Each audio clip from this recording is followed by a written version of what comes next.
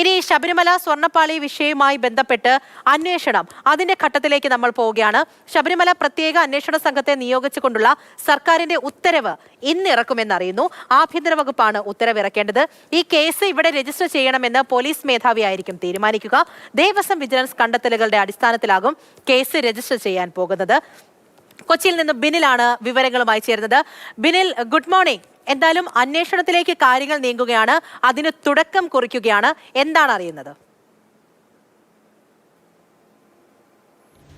പൂജ, ഹൈക്കോടതി SITയിൽ ആരൊക്കെ ആയിരിക്കണം അംഗങ്ങളെന്ന ഒരു നിർദ്ദേശം മുന്നോട്ട് വെച്ചിട്ടുണ്ട്. ആ അംഗങ്ങളെ ഉൾപ്പെടുത്തിക്കൊണ്ട് ഇനി ഉത്തരവിറക്കേണ്ടത് സംസ്ഥാന ആഭ്യന്തര വകുപ്പാണ്. ആഭ്യന്തര വകുപ്പ് ഹൈക്കോടതി ഉത്തരവ് ഇന്നലെ തന്നെ സർക്കാരിന് കൈമാറിയിട്ടുണ്ട്.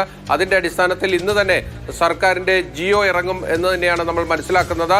ഇന്ന് ആ ഉത്തരവിറക്കി നാളെ അത് ഹൈക്കോടതിയിൽ ഹാജരാക്കാനാണ് ഇപ്പോൾ തീരുമാനിച്ചിരിക്കുന്നത്. ഈ SITയെ ചുമതലപ്പെടുത്തിക്കൊണ്ടുള്ള ഉത്തരവിറങ്ങിക്കഴിഞ്ഞാൽ FIR രജിസ്റ്റർ ചെയ്യാനുള്ള നടപടികളിലേക്ക് പോകേണ്ടി വരും. എവിടെയായിരിക്കണം FIR രജിസ്റ്റർ ചെയ്യേണ്ടതെന്ന തീരുമാനമെടുക്കുക സംസ്ഥാന പോലീസ് മേധാവിയായിരിക്കും. അത് രണ്ട് തരത്തിൽ അതിനെ വേണമെങ്കിൽ പോലീസിന് കൈകാര്യം ചെയ്യാവുന്ന ക്രൈംബ്രാഞ്ചിന് കൈമാറിക്കൊണ്ട് ക്രൈംബ്രാഞ്ച് പോലീസ് സ്റ്റേഷനിൽ FIR രജിസ്റ്റർ ചെയ്യാം. അല്ലാത്ത പക്ഷം സന്നിധാനം പോലീസ് സ്റ്റേഷനിലോ പമ്പ പോലീസ് സ്റ്റേഷനിലോ FIR രജിസ്റ്റർ ചെയ്യാം. ഇത് ഏത് തരത്തിലായിരിക്കണം കൈകാര്യം ചെയ്യേണ്ടത് എന്നത് സംസ്ഥാന പോലീസ് മേധാവിയായിരിക്കും തീരുമാനിക്കുക. അതോടൊപ്പം തന്നെ നമുക്ക് മനസ്സിലാക്കുന്നത് ദേവസ്വം വിജിലൻസിന്റെ കണ്ടെത്തലുകൾ ഹൈക്കോടതിക്ക് മുന്നിലുണ്ട്.